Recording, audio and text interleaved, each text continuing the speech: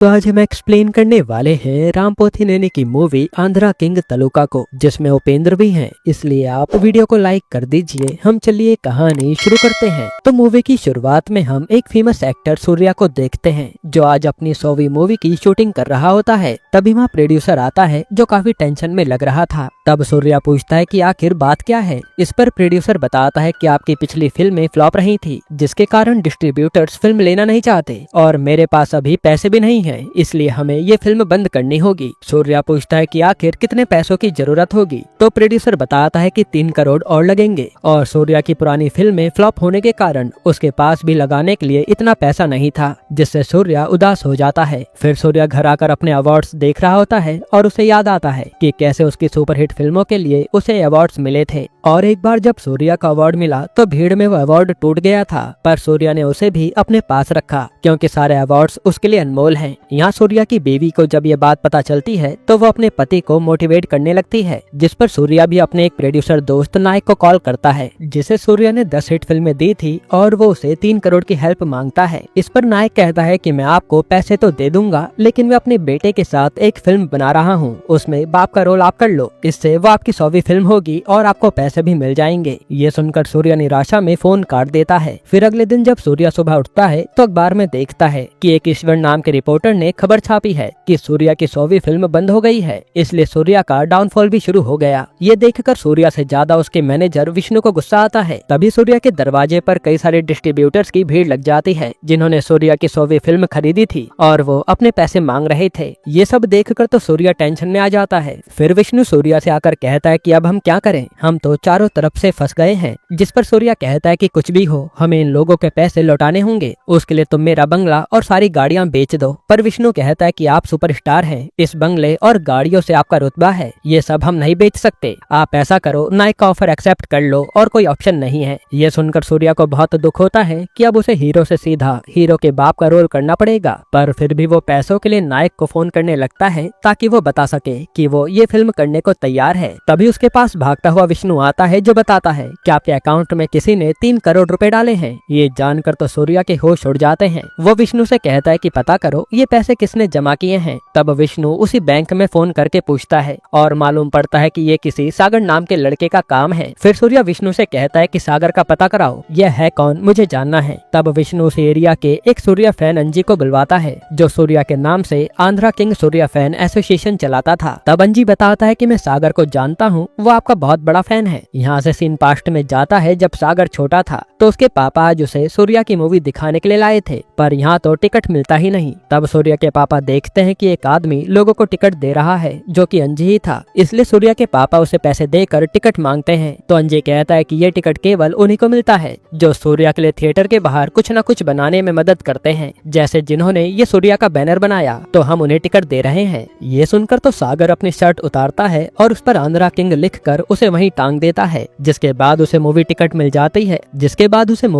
जाती है और वो सूर्या की फिल्म देखने पहुंच जाता है। अब सीन प्रेजेंट में आता है तो अंजी सूर्या को बताता है कि आपको आंध्रा किंग का टाइटल सागर नहीं दिया था। तब विष्णु कहता है कि वो आपका एक फैन है, वो 3 करोड़ रुपए कहाँ से लाएगा, जरूर कोई गलतफहमी हुई होगी। पर सूर्या कहता है कि चाहे जो भी हो, अब मुझे सच जानने के लिए सागर से तो मिलना ही पड़ेगा। इसलिए वो अंजी को लेकर सागर से मिलने चल देता है। फिर जब सूर्या एक जगह चाय पीने रुकता है तो न्यूज पर बता रहे थे कि ईश्वर नाम के रिपोर्टर ने जो सूर्या के खिलाफ न्यूज छापी थी, इससे गुस्सा होकर सूर्या के फैंस ने ईश्वर का हाथ तोड़ दिया। इसलिए अब सारे पत्रकार मिलकर धरना दे रहे हैं कि सूर्या आकर ईश्वर से माफी मांगे। ये देखकर सूर्या को गुस्सा आ जाता है कि एक तो वैसे ही उसकी मुसीबतें चल रही हैं, ऊपर से उसके फैंस ने एक और कांड कर दिया। इसलिए वो सबसे पहले ये मामला शांत कराने निकल जाता है। फिर वो आकर सीधा ईश्वर से मिलता है तो सारे लोग हैरान थे। तब सूर्या को पता चलता है कि ईश्वर तो उसका ही फैन है। इसलिए वो पूछता है कि आखिर तुमने मेरे खिलाफ ये न्यूज क्यों छापी। तो ईश्वर बताता है क्योंकि मुझे एक इंसान को समझाना था कि किसी के लिए इतना पागलपन अच्छा नहीं है। यहाँ से सीन पास्ट में जाता है, जहाँ हम सागर को देखते हैं, जो अब बड़ा हो चुका है और ईश्वर उसी का दोस्त है। आज सूर्या की एक फिल्म लगी थी, इसलिए सब लोग महालक्ष्मी थिएटर के बाहर सेलिब्रेट कर रहे थे। तभी वहाँ कुछ सूर्या के हेटर्स उसका बैनर गिराने लगते हैं, लेकिन सही समय पर सागर आकर अपने हीरो के बैनर को बचा लेता है। फिर यहाँ वही हेटर्स सागर से कहने लगते हैं कि सूर्या की ये फिल्म तो फ्लॉप होगी, लेकिन सागर कहता है कि ये हो नहीं सकता। इसी इसी बात को लेकर इनके बीच बहस होने लगती है। तभी सागर का दोस्त आकर बताता है कि अभी तक इस थिएटर में सूर्या की फिल्म की रील नहीं आई, हम मूवी कैसे देखेंगे। इस पर सागर को गुस्सा आ जाता है और वो पत्थर से थिएटर का शीशा तोड़ने लगता है। तब उसी शीशे से सागर को एक लड़की दिखती है जिसके हल्की सी खरोच आ गई थी और सागर उस लड़की को देखता रह जाता है। तभी वहाँ महालक्ष्मी थिएटर का मालिक पुरुषोत्तम आता है जो अपने बेटे मुरारी से कहता है कि ये फैंस पागल होते हैं, इसे तो मजा चखाना होगा। इसलिए वो सागर और ईश्वर को जेल में बंद करवा देता है। फिर जेल में ईश्वर सागर से कह रहा होता है कि तेरे कारण मैं भी फंस गया, लेकिन सागर तो अभी भी उसी थिएटर वाली लड़की को याद कर रहा था। तभी माँ सागर के पापा आकर इन दोनों को छुड़ा लेते हैं और हम समझ पाते हैं कि सागर के पापा उसका हर तरह से सपोर्ट करते थे। जिसके बाद सागर आकर सूर्या की मूवी देखता है। फिर हमें सागर के गांव के बारे में बताते हैं जहां उसका गांव चारों तरफ से पानी से घिरा है और इन लोगों को शहर जाने के लिए नाव का सहारा लेना पड़ता है। वहीं सागर के पापा मंदिर में पूजा पाठ का काम संभालते हैं और सागर के गांव में लाइट भी नहीं है, इसलिए बच्चे रात में कहीं खो ना जाएं। तो सारे बच्चों के गले में एक घंटी टांग दी गई है। इसी तरह से इन लोगों की जिंदगी कट रही होती है जहां आधे से ज्यादा गांव वाले मजदूरी करते हैं। इसके बाद अगले दिन सागर और ईश्वर कॉलेज पढ़ने आते हैं और जब सागर अपनी ट्रेनिंग कर रहा होता है तभी वही सूर्या के हेटर्स आकर सागर को चिढ़ाने लगते हैं कि सूर्या की फिल्म तो फ्लॉप हो गई। इसी बात को लेकर सागर और उन लोगों में बहस हो जाती है। तब ये लोग हाथ उठाते हैं तो गुस्से में सागर इन लोगों को बुरी तरह मारता है। तभी सागर की नजर कॉलेज में आई नई लड़की पर जाती है जो थिएटर में भी मिली थी। इसके बाद लड़ने वाले सारे लड़कों को प्रिंसिपल बुलाते हैं और वो यहाँ सागर और ईश्वर को डांटने लगते हैं कि ऐसे कौन लड़ता है। तब हमें पता चलता है कि सागर और ईश्वर गरीब हैं, इसलिए प्रिंसिपल भी उन्हें टारगेट बना रहा है और वो बाकी लड़कों को जाने के लिए कह देता है। फिर वो सागर और ईश्वर से कहता है कि तुम कुछ दिनों के लिए सस्पेंड हो। साथ ही वो इन्हें सजा भी बताता है कि तुम दोनों रोज कॉलेज आओगे और यहाँ लाइब्रेरी से लेकर कैंटीन तक सब जगह काम करोगे, जिस पर ये चुपचाप मान जाते हैं। अब अगले दिन जब सागर कैंटीन में काम कर रहा होता है तभी उसे वो लड़की दिखती है जिसे सागर जाकर कोला देता है और पूछने लगता है कि तुम कौन हो, पहली बार देखा है तुम्हें। तब वो लड़की अपना नाम महालक्ष्मी बताती है जो थिएटर के मालिक पुरुषोत्तम की बेटी है। उसने हाल ही में यह एडमिशन लिया है, जिससे सागर खुश हो जाता है और उस दिन के लिए वो सॉरी भी कहता है कि मैं सूर्या की फिल्म के कारण भड़क गया था। अब एक दिन जब सूर्या की नई फिल्म लगती है तो सागर महालक्ष्मी थिएटर में फिल्म का टिकट लेने आता है, पर वहाँ काम करने वाला चंटी उसे टिकट देने से मना कर देता है क्योंकि पुरुषोत्तम ने सागर को यहाँ घुसने से मना किया था। तभी सागर की नजर महालक्ष्मी पर पड़ती है और वो बताता है कि मैं अपने दोस्तों के साथ मूवी देखने आया हूँ और सूर्या का फैन हूँ, इसलिए मुझे टिकट दे दो वरना मेरी बेइज्जती हो जाएगी। तब महालक्ष्मी खुद सागर को टिकट देती है और सागर आराम से मूवी देखता है। फिर मूवी खत्म होने के बाद सागर आकर महालक्ष्मी को थैंक यू कहता है कि तुमने आज मेरी नाक कटने से बचा ली, वरना टिकट न मिलने से मेरे दोस्त मजाक उड़ाते। जिस पर महालक्ष्मी भी सागर से पूछती है कि तुम सूर्या के लिए इतने कट्टर फैन कैसे बन गए और वो तो बस एक हीरो है। तो सागर बताता है कि एक बार मेरे पापा मुझे शहर के स्कूल में एडमिशन के लिए लाए थे और वहाँ उन्होंने टीचर से बताया कि मुझे एक श्लोक काफी अच्छे से आता है, पर जब मैं वो श्लोक वहाँ के बच्चों को सुनाने गया तो उन्हें देखकर मैं कुछ बोल ही नहीं पाया। इस पर टीचर ने मेरे पापा की काफी बेइज्जती की और कहा कि मैं इस स्कूल में पढ़ने के लायक नहीं हूँ। इस बेइज्जती के कारण पापा ने घर आकर मुझे खूब मारा और मैं अकेला बैठकर रोता रहा। तभी सूर्या की फिल्म का एक गाना बजा जिसने मुझे दुनिया के सामने बोलने की हिम्मत दी और मैंने अगले दिन जाकर वो श्लोक सुनाया जिससे मुझे एडमिशन मिल गया। उसी दिन से मैं सूर्या का फैन बन गया। अब महालक्ष्मी ये सब सुनती है तभी वहाँ महालक्ष्मी को लेने पुरुषोत्तम आता है और महालक्ष्मी चली जाती है। यहीं से इनकी दोस्ती शुरू हो गई थी। फिर अगले दिन महालक्ष्मी सागर से आकर मिलती है और बताती है कि सूर्या की नई फिल्म का गाना आया है, चलो सुनते हैं। अब ये गाना सुन ही रहे होते हैं तभी वहाँ सूर्या के हेटर्स आकर सागर से पंगे लेने लगते हैं, यहाँ तक कि वो महालक्ष्मी के वॉकमैन को भी तोड़ देते हैं। इस पर सागर उन्हें मारने वाला होता है पर महालक्ष्मी उसे रोक देती है क्योंकि वो फिर लड़ेगा तो उसे ही सजा मिलेगी। जिसके बाद सागर वो वॉकमैन ले लेता है और ठीक करने चल देता है। अब रात को जब सागर वॉकमैन ठीक कर रहा था तो ईश्वर कहता है कि तू महालक्ष्मी के चक्कर में पागल हो गया है। जिस पर सागर बताता है कि मुझे महालक्ष्मी से प्यार हो चुका है, अब मैं उससे दूर जाने के नाम से भी डरता हूँ। फिर अगले दिन सागर पुरुषोत्तम के घर आता है महालक्ष्मी को उसका वॉकमैन देने। तब यहाँ महालक्ष्मी का भाई मुरारी तो सागर को भगाने लगता है, पर सागर कहता है कि मैं वॉकमैन देने आया हूँ और कुछ नहीं। साथ ही वो कहता है कि हमारे गाँव में 3 दिन का मेला लग रहा है, आप सब जरूर आना। ये कहकर वो चला जाता है। अब अगले दिन सागर के गाँव में मेले की तैयारी चल रही होती है तभी सागर को कोई बताता है कि सूर्या अपनी शूटिंग के लिए अपने गाँव के पास आया है। ये सुनकर तो सागर सब कुछ छोड़कर सूर्या को देखने भागता है और पार जाने के लिए नाव का इंतजार करने लगता है। तभी वहाँ महालक्ष्मी आती है जो सागर के कहने पर मेला घूमने आई थी और उसे लगता है कि जरूर सागर उसका इंतजार कर रहा होगा। तभी उसे पता चलता है कि सागर तो सूर्या को देखने जा रहा था, इसलिए महालक्ष्मी कहती है कि कोई बात नहीं, तुम चले जाओ, मैं तुम्हारा यह इंतजार करूंगी क्योंकि सूर्या से मिलने का का मौका बार बार नहीं मिलेगा। ये सुनकर सागर खुश हो जाता है। फिर यहाँ से सागर शूटिंग देखने आता है तो इस फिल्म का प्रोड्यूसर बात कर रहा था कि सूर्या को मीठे केले खाने हैं पर वो मिल नहीं रहे। ये सुनकर सागर कहता है कि मैं वो लाता हूँ ना। ये कहकर वो निकल जाता है और वहाँ जाकर सबसे अच्छे मीठे केले खरीद लेता है। फिर जब वो लौट रहा होता है तो रास्ते में वही सूर्या के हेटर्स आकर सागर से पंगे लेने लगते हैं, जिस पर सागर कहता है कि आज मुझे जाने दो, मेरा लड़ने का मूड नहीं है। पर ये लोग केले ही बर्बाद करने लगते हैं। इस पर सागर को गुस्सा आता है और वो इन लोगों को बुरी तरह मारता है। फिर वो किसी तरह वो केले लेकर प्रोड्यूसर के पास आता है तो प्रोड्यूसर कहता है कि यार तुमने आने में देर कर दी, सूर्या तो यहाँ से चले गए। तो सागर कहता है कि कोई बात नहीं सर, आप ये केले उन तक पहुँचा देना, मैं इसी से खुश हो जाऊंगा। ये सुनकर प्रोड्यूसर कहता है कि तुम तो सूर्या के बहुत बड़े फैन लगते हो। तो सागर कहता है कि हाँ, मैं उनका बहुत बड़ा फैन हूँ। अब यहाँ से सागर मेले में आता है तो देखता है कि महालक्ष्मी उसका अभी भी इंतजार कर रही थी, इसलिए वो महालक्ष्मी के साथ मेला घूमता है और साथ में झूला भी झूलने लगता है।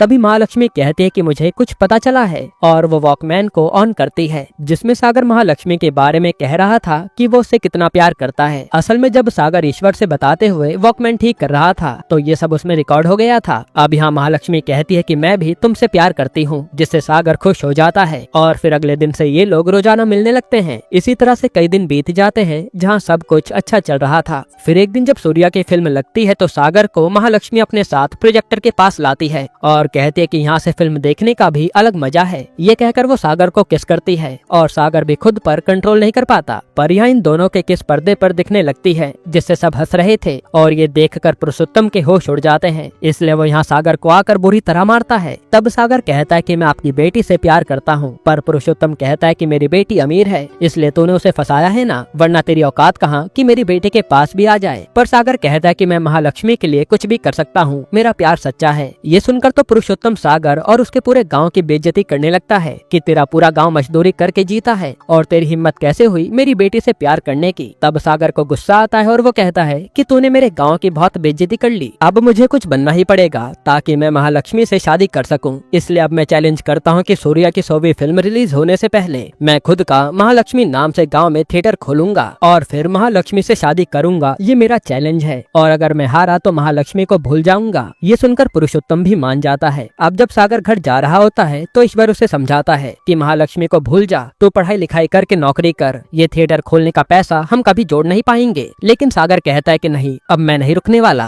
तब ईश्वर कहता है कि मैं तेरा इस काम में साथ नहीं दे सकता, तू पागल हो गया है। यहीं से ईश्वर ने सागर को छोड़ दिया था और वो एक पत्रकार बन गया था। अब सीन प्रेजेंट में आता है जहाँ ईश्वर सूर्या से कहता है कि मैंने उसी को समझाने के लिए बात अखबार में छापी थी कि सूर्या डूब चुका है। तब सूर्या कहता है कि सागर कहाँ है, मुझे उससे मिलना है। इसलिए वो अंजी और ईश्वर को साथ में लेकर सागर से मिलने चल देता है। अब ये लोग उसी पुरुषोत्तम के थिएटर पर आते हैं जहाँ ईश्वर देखता है कि महालक्ष्मी की शादी का बैनर लगा है, यानी वो किसी और से शादी कर रही है। फिर वो सूर्या से कहता है कि सागर जरूर शर्त हार गया होगा, इसलिए महालक्ष्मी किसी और से शादी कर रही है। तब सूर्या कहता है कि चलो महालक्ष्मी से मिलते हैं, मुझे जानना है कि आखिर बात क्या है। जिसके बाद ये सब सीधा महालक्ष्मी की शादी वाली जगह पर आते हैं और सूर्या आकर महालक्ष्मी से मिलता है। तब यहाँ महालक्ष्मी पहले तो हैरान थी कि एक सुपरस्टार उससे मिलने आया है। फिर सूर्या पूछता है कि आखिर तुमने सागर से शादी क्यों नहीं की, जिस पर महालक्ष्मी बताती है कि सागर एक धोखेबाज है, उसे मैं कभी माफ नहीं करूंगी। अब यहाँ से सीन पास्ट में जाता है जहाँ सागर ने शर्त एक्सेप्ट कर ली थी। तो वो महालक्ष्मी और चंटी के साथ मिलकर एस्टिमेट निकालता है कि एक थिएटर बनाने में कितना खर्चा आएगा। तो वो टोटल 2.5 करोड़ था। ये देखकर तो सागर के होश उड़ जाते हैं, कितना पैसा मैं कहाँ से लाऊंगा। पर फिर वो महालक्ष्मी के कहने पर बैंक से लोन लेने जाते हैं, पर बैंक वाले उसे भगा देते हैं क्योंकि सागर के पास तो कोई प्रॉपर्टी भी नहीं थी जिस पर वो लोन ले सके। इसी बीच महालक्ष्मी भी उसे अपने गहने ऑफर करती है कि इसे बेचकर थिएटर खोल लो, किसी को पता नहीं चलेगा क्योंकि शादी तो हम कर ही लेंगे। पर सागर मना कर देता है कि मैं अपने दम पर ये शर्त जीतूंगा। जिसके बाद वो कई जगह हाथ पैर मारता है पर उसे कहीं भी उधार के पैसे नहीं मिलते। इससे सागर उदास हो जाता है। फिर जब सागर अपने घर पर होता है तभी उसे उसकी माँ से पता चलता है कि उन्होंने करीब 42,000 रुपए सेव करके रखे हैं। इसलिए सागर के दिमाग में एक आइडिया आता है और वो उन्हीं पैसों से एक मिनी थिएटर खोल देता है महालक्ष्मी नाम से। और सागर का मानना था कि सूर्या की फिल्में लोग देखने जरूर आएंगे, चाहे वो पुरानी ही क्यों ना हो। फिर अगले ही दिन से सागर के उस थिएटर में लोग आना शुरू कर देते हैं और सागर ने एक डिस्ट्रीब्यूटर से भी बात कर ली थी जो उसे आए दिन मूवीज रेंट पर देता था। इसी तरह से कुछ ही दिनों में सागर का ये काम चलने लगता है और वो अच्छा खासा पैसा कमा रहा था। फिर एक दिन वहाँ महालक्ष्मी सागर का मिनी थिएटर देखने आती है तो यहाँ सागर की माँ और उसके पापा को सच पता चल जाता है कि सागर उसके लिए ही इतनी मेहनत कर रहा है। जिसके बाद सागर महालक्ष्मी को अकेले में लेकर जाता है कि वो इसी मिनी थिएटर के पैसों से अपना एक बड़ा महालक्ष्मी थिएटर खोलेगा, जिस पर महालक्ष्मी कहती है कि मुझे तुम पर विश्वास है, तुम कर लोगे। फिर यहाँ से जब महालक्ष्मी घर आती है तो पुरुषोत्तम कहता है कि तुम कहाँ से आ रही हो। महालक्ष्मी कहते कि सागर का काम देखने गई थी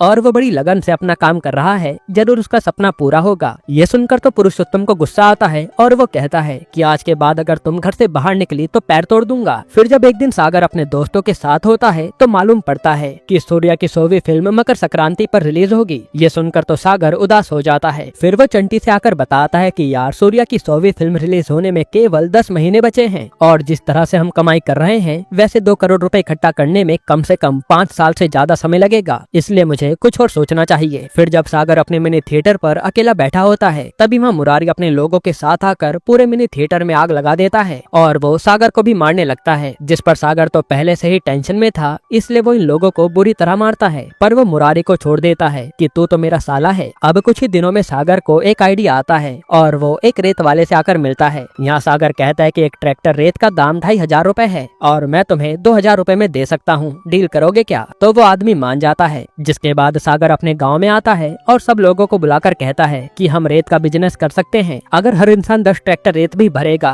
तो उसकी काफी अच्छी कमाई हो सकती है। जिस पर सारे गाँव वाले कहते हैं कि ये सब फालतू की बातें हैं, अगर हम ऐसा कुछ करेंगे तो जहाँ से हमें काम मिलता है वो भी बंद हो जाएगा। साथ ही तो ये सब अपनी लवर के लिए थिएटर बनाने के लिए कर रहा है ना। पर सागर कहता है कि काम करके तुमने कौन सा बहुत ज्यादा पैसा कमा लिया है। हाँ, मुझे थिएटर बनाना है, वो भी इसी गाँव में, जिससे पूरे गाँव का फायदा होगा क्योंकि इससे यहाँ रोजगार बढ़ेगा और अब यही मौका है पैसा कमाने का, सोच लो। तभी माँ सागर के पापा भी कहते हैं कि हम अभी तक गरीबों की तरह ही तो जीते आए हैं, अगर हमने रिस्क नहीं लिया तो ऐसे ही बिना बिजली और बिना पुल के रहना पड़ेगा और हमेशा नाव से सफर करना होगा। ये सुनकर सारे गाँव वाले मान जाते हैं और अगले दिन से सागर गाँव वालों के साथ मिलकर रेत निकालने लगता है। जिसके बाद वो उस आदमी तक रेत पहुँचाते हैं और इसके बदले उन्हें काफी अच्छे पैसे मिलते हैं। फिर देखते देखते सागर काफी पैसे जमा कर लेता है और वो सब कलेक्टर के पास आकर अपने गाँव में थिएटर का नक्शा भी पास करवा लेता है। जिसके बाद वो महालक्ष्मी थिएटर का काम शुरू कर देता है। इससे सागर के मम्मी पापा भी खुश थे। फिर सागर थिएटर चलाने के लिए गाँव में बिजली का भी इंतजाम कराता है, जिसमें सब कलेक्टर भी उसकी मदद कर रहे थे। इससे गाँव में बिजली आ जाती है और सारे गाँव वाले बच्चों के गले से घंटी निकाल कर फेंक देते हैं, जिससे सागर को बहुत अच्छा लगता है। फिर कुछ ही दिनों में सागर का थिएटर भी बनकर तैयार हो जाता है और सागर सारे गाँव वालों को साइकिल पर घूमकर बुला रहा था कि आज मूवी देखने आ जाना। फिर वो सीधा एक नई फिल्म की रील लेने डिस्ट्रीब्यूटर के पास आता है, पर डिस्ट्रीब्यूटर कहता है कि ये नई फिल्म की रील का पैसा पहले पुरुषोत्तम ने भर दिया है, इसलिए मैं तुम्हें ये रील नहीं दे सकता। तब सागर उदास हो जाता है। फिर वो वहाँ से सीधा पुरुषोत्तम से मिलने आता है और कहता है कि आपके चैलेंज के कारण आज मेरा थिएटर बन पाया है और मैं जानता हूँ कि आपने जानबूझकर वो फिल्म पहले ही खरीद ली, इसलिए मैं भी कुछ जुगाड़ तो करूंगा ही और वो फिल्म मेरे थिएटर में लगेगी। साथ ही वो कहता है कि अब रेडी हो जाओ, मेरी शादी महालक्ष्मी से होगी। इस पर पुरुषोत्तम कुछ नहीं कह पाता क्योंकि वो तो एक तरह से हार ही गया था। इसके बाद उसी फिल्म की रील लेने के लिए सागर उसी प्रोड्यूसर से मिलने आता है जिसे उसने केले दिए थे और सागर उसे अपनी प्रॉब्लम बताता है। तभी आदमी कहता है कि यार सब जगह से डिस्ट्रीब्यूशन हो चुका है, मैं तुम्हें रील कहाँ से दिलाऊं? वैसे एक आदमी है जो तुम्हारा काम कर सकता है। अब यहाँ से ये आदमी सागर को नायक के पास लेकर आता है। तभी नायक पर सूर्या का फोन आता है। ये वही मूवी की स्टार्टिंग वाला सीन था जहाँ सूर्या ने नायक से 3 करोड़ रुपए मांगे थे, तो नायक ने उसे हीरो के बाप का रोल ऑफर किया था। यहाँ हम देखते हैं कि इसी समय सागर भी ये बातें सुन रहा होता है और फोन रखकर नायक कहने लगता है कि ये सूर्या के दिन खत्म हो गए, अब वो बाप के रोल ही कर सकता है। ये सुनकर तो सागर भड़क जाता है कि वो मेरा हीरो है, तेरी हिम्मत कैसे हुई ये सब कहने की। ये सुनकर नायक सागर को अपने घर से भगा देता है और सागर को अब इसी बात की टेंशन थी कि सूर्या की 100वीं फिल्म नहीं बनेगी तो सूर्या का रुतबा खत्म हो जाएगा। वहीं सागर को आज ईश्वर का लिखा हुआ अखबार मिलता है जिसमें उसने लिखा था कि सूर्या का करियर अब डूब चुका है, उसकी 100वीं फिल्म नहीं बनेगी। ये देखकर सागर उस अखबार को जला देता है और अकेले में जाकर खूब रोता है। फिर वो सोचता है कि अब उसे सूर्या की किसी भी तरह से मदद करनी होगी। जिसके बाद वो सीधा पुरुषोत्तम के पास आता है और कहता है कि मैं आपको अपना थिएटर बेचना चाहता हूँ 3 करोड़ के बदले। जिस पर पुरुषोत्तम कहता है कि मैं तुम्हारा थिएटर क्यों खरीदूं? तो सागर कहता है कि वहाँ बिजनेस काफी अच्छा होगा और थिएटर खरीद कर आप ये शर्त जीत जाओगे जिससे मैं वहाँ से शादी नहीं कर पाऊंगा।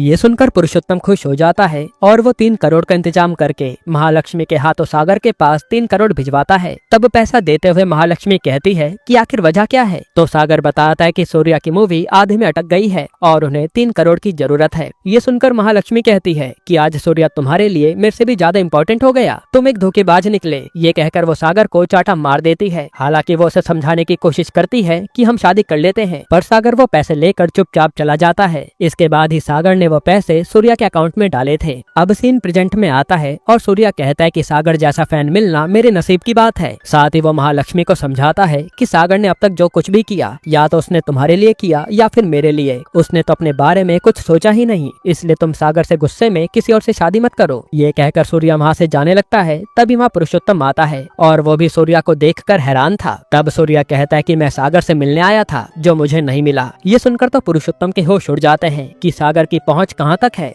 अब सूर्य यहाँ से सीधा सागर के गांव जाने के लिए नाव के पास आता है, पर वो आदमी बताता है कि तूफान आया है जिसमें हर तरफ पानी बढ़ गया है। पर सूर्या कहता है कि मेरा सागर से मिलना बहुत जरूरी है और वो नाव वाला भी सूर्या का फैन था, इसलिए वो सूर्या को लेकर सागर से मिलवाने चल देता है। अब रास्ते में काफी तूफान आता है, पर सबको पार करते हुए सूर्या आगे बढ़ रहा था। वहीं सागर का पूरा गाँव पानी भरने के कारण उजड़ गया था, इसलिए वो सारे लोगों को उसी थिएटर में ले आता है ताकि सब सेफ रहें। फिर थोड़ी देर में वहाँ थिएटर में सूर्य आता है जिसे सब देखकर हैरान थे और सूर्या सागर को बुलाकर कहता है कि मैं तुमसे मिलने आया हूँ। इस पर सागर कुछ बोल नहीं पाता। फिर सूर्या कहता है कि तुम मेरे इतने बड़े फैन कैसे बन गए? तो सागर कहता है कि मैंने सब कुछ आपकी फिल्मों से सीखा है और आपका एक गाना मुझे आज भी मोटिवेट करता है, इसलिए मैं कभी हार नहीं मानता। ये सुनकर सूर्या कहता है कि मैं भी इन दिनों जिंदगी से हार गया था, पर आज तुमसे मिलकर मुझे हिम्मत मिली है, अब मैं अपनी नई शुरुआत करूंगा। तभी सूर्या को सागर के गले में एक अजीब सा लॉकेट दिखता है, जिस पर सागर बताता है कि ये आपके अवार्ड से टूटकर गिर गया था, वही लॉकेट मैंने बना लिया। जिस पर सूर्या कहता है कि यार ये मुझे दे दो, मेरे लिए अनमोल है।